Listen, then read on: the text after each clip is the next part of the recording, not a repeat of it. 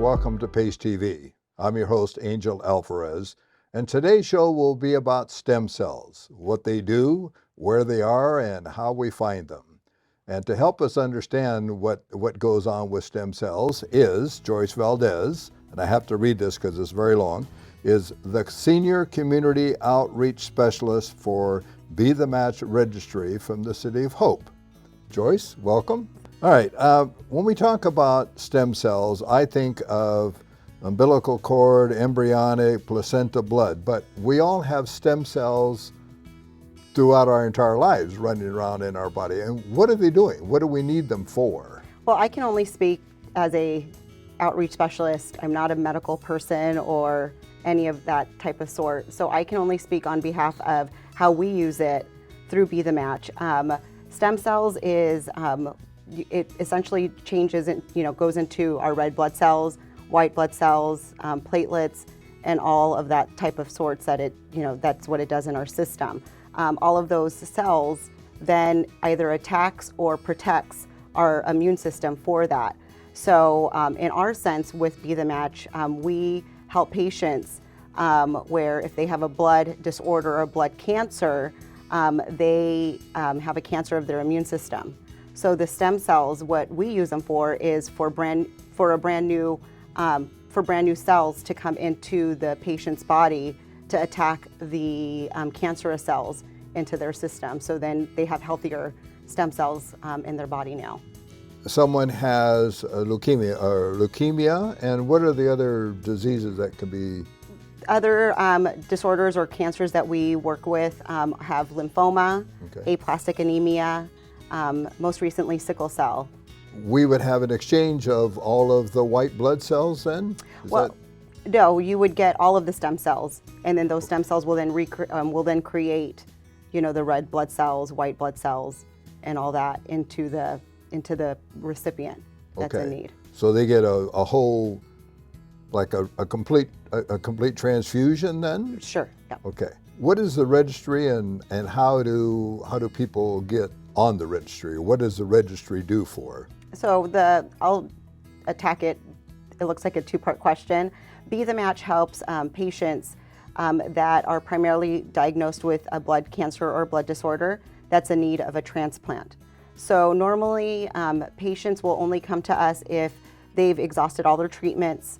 Then their doctors will recommend a blood stem cell transplant. And if there's no matches in their family, because usually that's who would be the best match for the patient is a family member, if there aren't any matches, then they'll go into a search and they'll search this registry in hopes to finding a donor that will cure them of their blood disorder or blood cancer.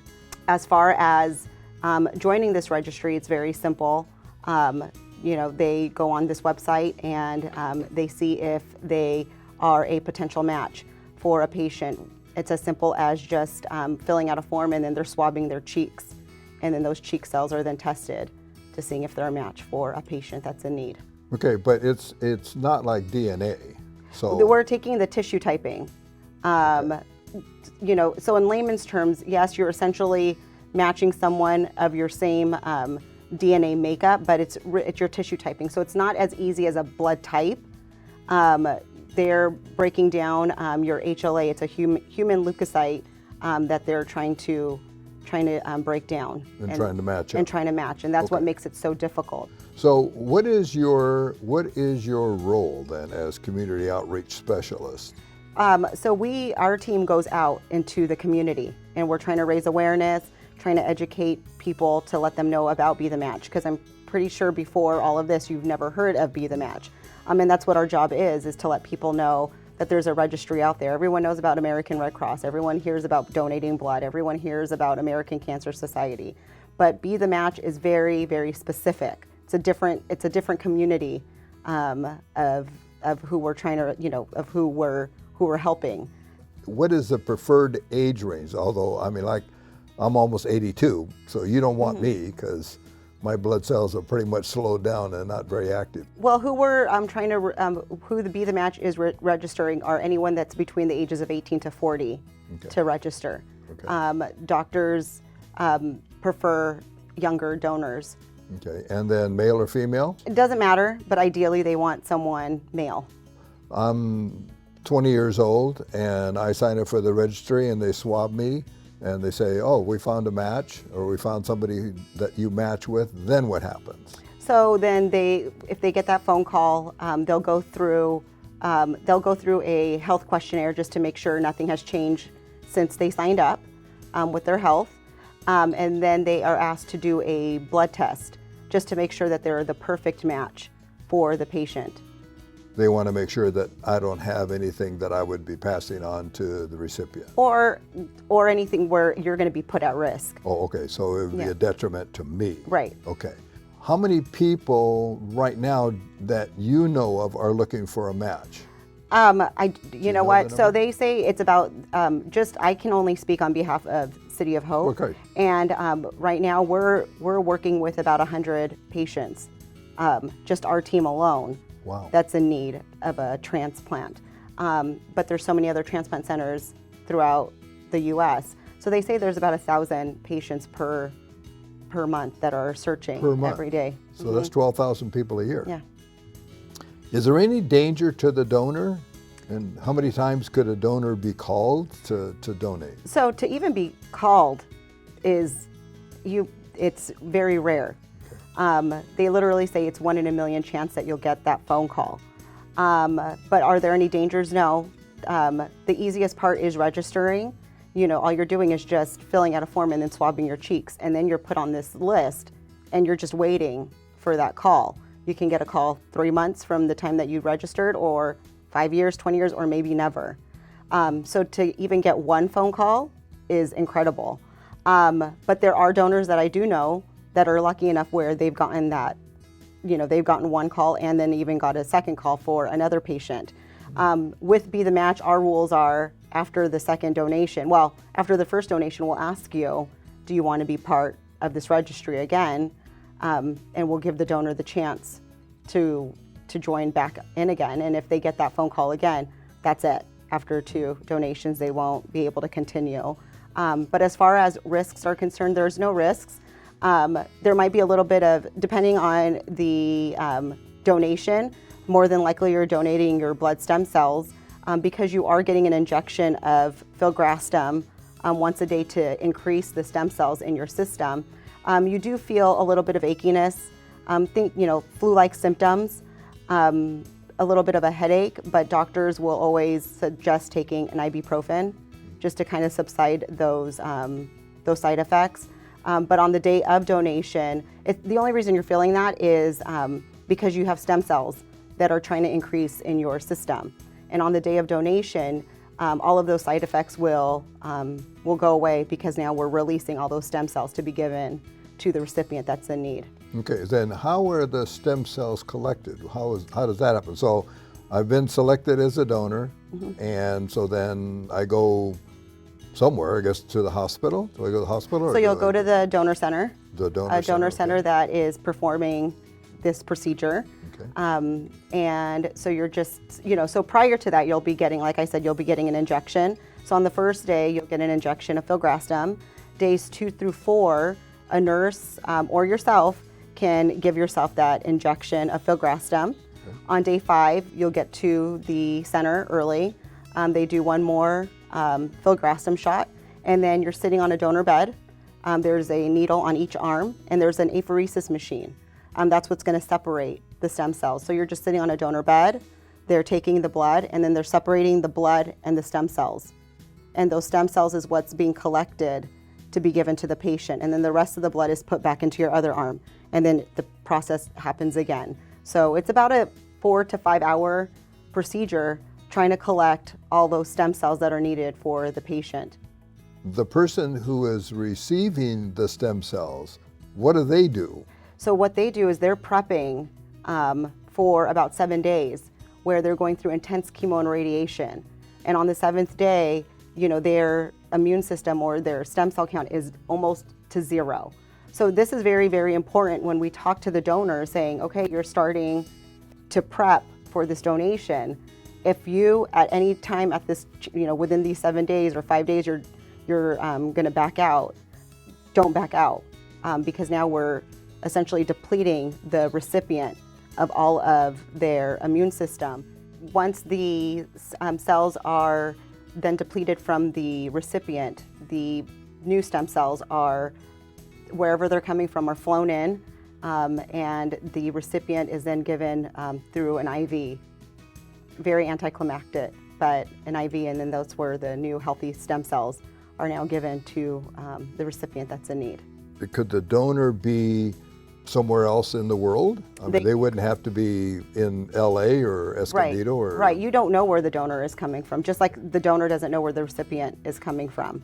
Okay. But wherever the donor, ideally wherever they live, they'll find the closest donor center for them to donate. And then the courier is what is going to be traveling to the transplant center to be given to the recipient. What is the viability of the stem cells? How long can you keep them before? Well, they are good for a few days. And usually now, what I've heard is that they actually will collect the stem cells, they'll fly it into wherever they need to be, and they'll freeze it now for the recipient that's in need. But normally, it's usually within 2 days or so that they need those stem cells to be given to the patient. To be extracted from the donor and transplanted into the patient. Okay, and so that's why the donor is told, once we start this, you can't stop, you can't back out, because we have a recipient at the other end, that's wherever they are in the world, who is going to be depleted of all of their immune system. Right. So if anything, any bug of any kind, the recipient will die. Is it very often that a donor would decide they don't want to do it even before they start the 5-day process? Yeah, usually we've seen so many different sorts of, things that happen with a donor. Sometimes a donor will sign up and then they get that initial phone call, saying, hey, you're a potential match for for a person. Sometimes they don't even answer their phone. Sometimes, they'll just say, you know what, I'm not interested, or my life right now, there's a lot of things going on. So even at that initial phone call, they'll back out. Then there's some where they've gone through the whole, the process where they did the blood type and then they got that call. You are now a perfect match. This is what's going on. And who knows what's going on, because they get that phone call originally and then they do the blood work, and it could be 2 weeks, it could be a couple months till they hear from us. Because we're working on the timeline of the patient as well, and a lot can happen with the patient. And so let's just say a couple months later, who knows, the donor could be pregnant and they can't donate anymore. A new career, they don't want to ask for the day off. There could be so many different reasons where, they will back out. It's very rare, in my experience, that I've seen someone back out a few days before prepping for transplant. But I've also heard that it has happened. That must be devastating, though, to the it's about 50% that we'll get. Really? 50% of our donors that get phone call will decline to go further.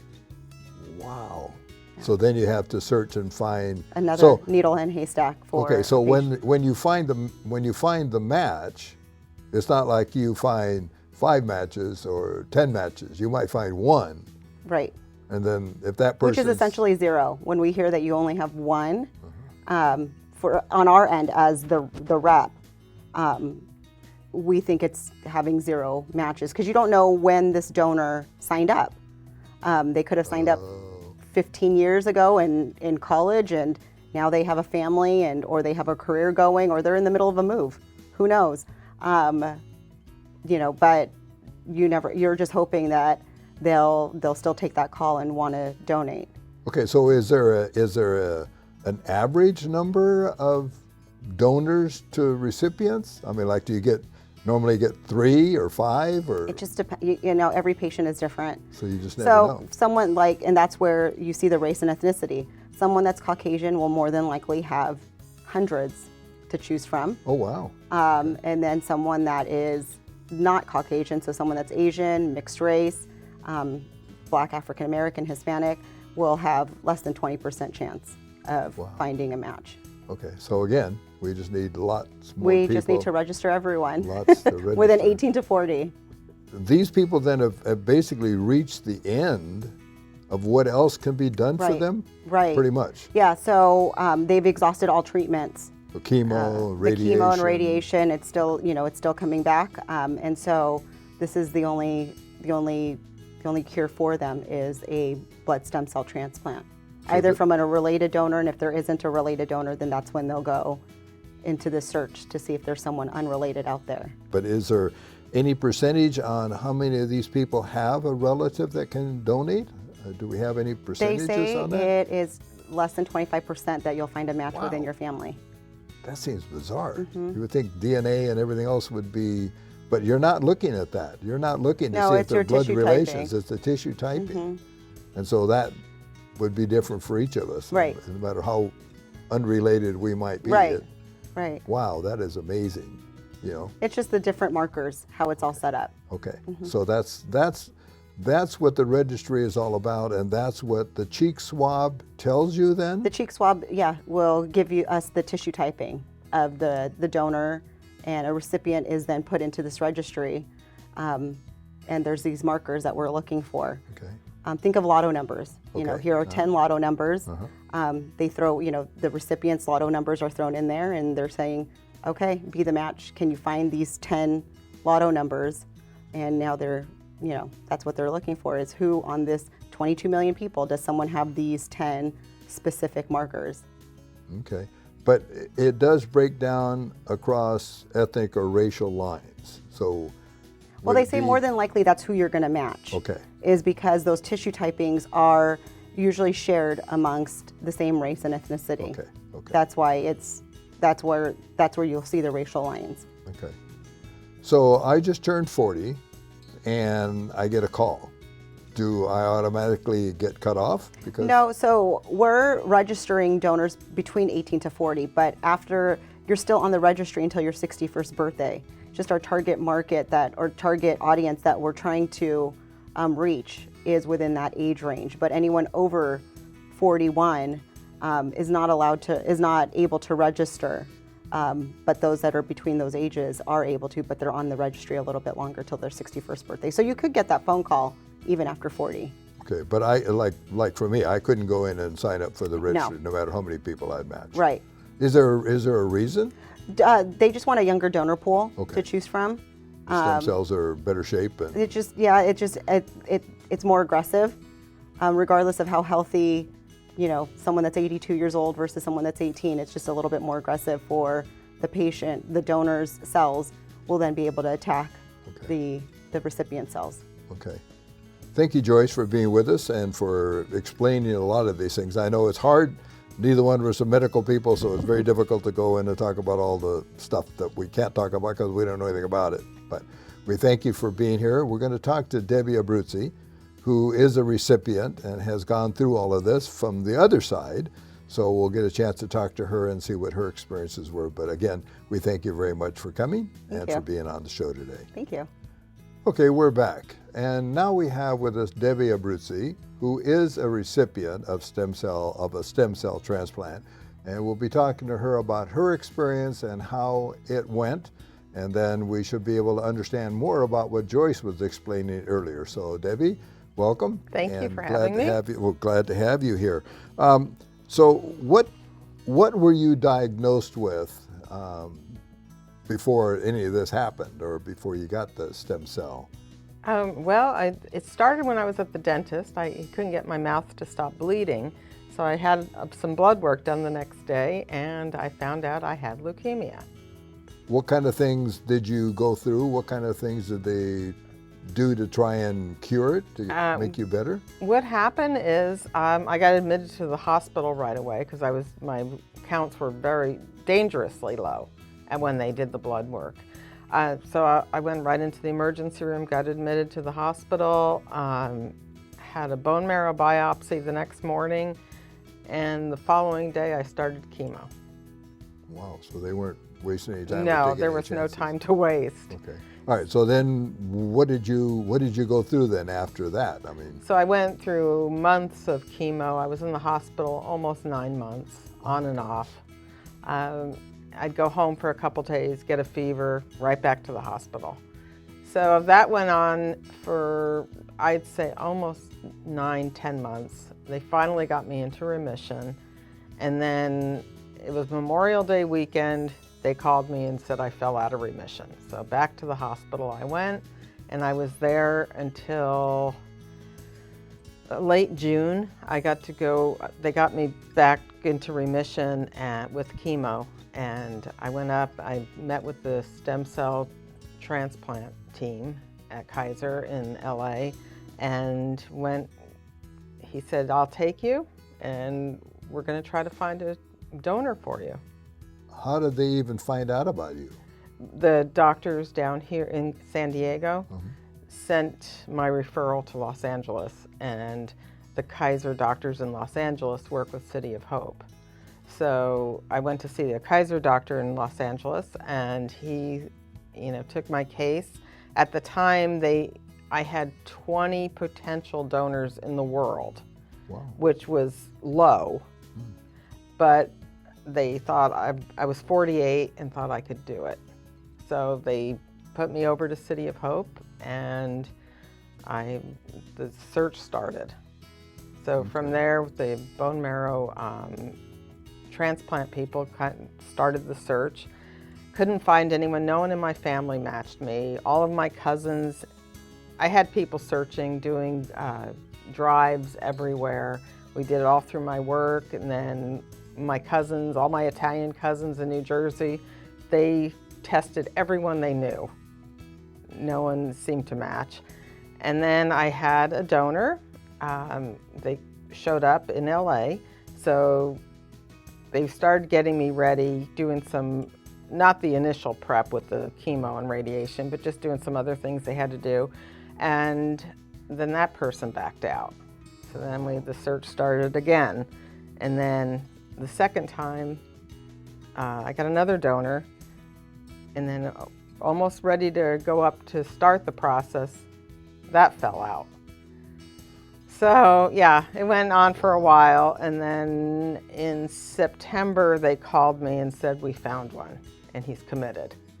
So they sent me up to City of Hope, and right around Halloween, and I got out Christmas Eve. I had my transplant November 12th. So it took from November 12th until Christmas Eve, which is a month and 12 days later, about that, until you were ready to go back out in the world, per se? Well, I had to be very careful. Okay. I had to be very careful. Like, you have to spend the night at City of Hope, like outside the hospital for one night, and kind of see how it goes. And then you have to go back for checkups every other day. So every other day we'd drive up to LA. Oh my God. Yeah. It was a lot, but it was worth it. Must have been devastating, though, to have two people say, oh yeah, I can do it. Oh no, never mind, I changed my mind. Yeah, it was devastating. Wow. Because you're hanging on by a thread. Yeah, they didn't really give me much hope, and this was my only choice. Okay, because all the radiation and the chemo and all of that, none of it. it was just, they were just holding me on with that. Okay, so that was just kind of a holding off defense to try and keep you going. Right. Okay, so then without the stem cell replacement, then you wouldn't be sitting here talking to us. No, I would not. Wow, that is amazing. And where did your donor come from? My donor, at the time, the only thing I knew about him was a 40-year-old male from Italy. From Italy. So all the way from Italy to Los Angeles, California. Right. Okay, so now I understand another thing, that it changes DNA, and it changes your blood type. Yes. And also, you and I had talked before about changing your food preferences and things like that. What was that like? I thought that was interesting. Yeah, that was just odd. I used to love chocolate, and now I could take it or leave it. I'm not a big fan of meat. There was just certain things, and I felt like my sense of smell got much better. Just, different things. And then, the physical changes. I have problems with really bad dry skin. My hair went from really thick hair to just kind of average now. So there were some physical changes Yes. then after the transplant. Now, you also do a lot of volunteering now, as I understand. Yes. Okay, and what kind of things are you involved in, and what has that meant to you to do that? I absolutely love working for Be the Match as a volunteer. I'll help Joyce with the donor drives. I'll do that. I've been on the board of directors for the ambassador group, doing fundraising. And then I'm also a stem cell courier. Oh, wow. And that just is so exciting for me. And because I know how important it is, and I'm very excited to do that. So when I see a trip that I can take, and it works out in my schedule, I sign up for it, and then I get all my instructions, and I go pick up the stem cells and fly it to the patient. It's very rewarding for me. Now, do you do anything outside of the United States, or are this all trips inside the United So States? far, it's just been inside the United States. Okay. Because of COVID, it kind of stopped the international. Now it's starting up again. Okay. So eventually, I may get an international trip. Okay. So do they publish a list, or? Yeah, there's emails. Okay. There's a site every week that we wow. check, Okay. or every day. I mean, it changes every day. So they say we need. We need somebody to go from California to Maine or something. Okay. So you stop, like maybe go to UCSD and take that stem cell and take it to the airport, and you fly to Maine. Any other things that you can think of that have changed for you? I mean, obviously to be alive and to have this opportunity to. Yeah, I actually have really changed my attitude. I'm not as, I used to be very motivated to do different things and work really hard and stuff. I still work hard, but I don't get too attached to it. It's just I know there's things better in life than just work. I want to enjoy life. Okay. Because I had it almost taken away from me, and now I want to enjoy it. I thank God every day that my feet hit the ground. Yeah, and that you can get up and I go can back get to up your and job. move and do whatever I need to do. That's wonderful. Okay, so once again, the call is out there for you to sign up for Be the Match. Get on the registry, 18 to 40. We need every one of you. There are people out there, as Joyce told us earlier on, there's 1,000 people a month that are looking for somebody to be a match and to save their life. And we thank you for being here with us at PACE. We thank our two guests, Joyce and Debbie, for their contributions and their help. And we hope that you'll come back and see us again soon.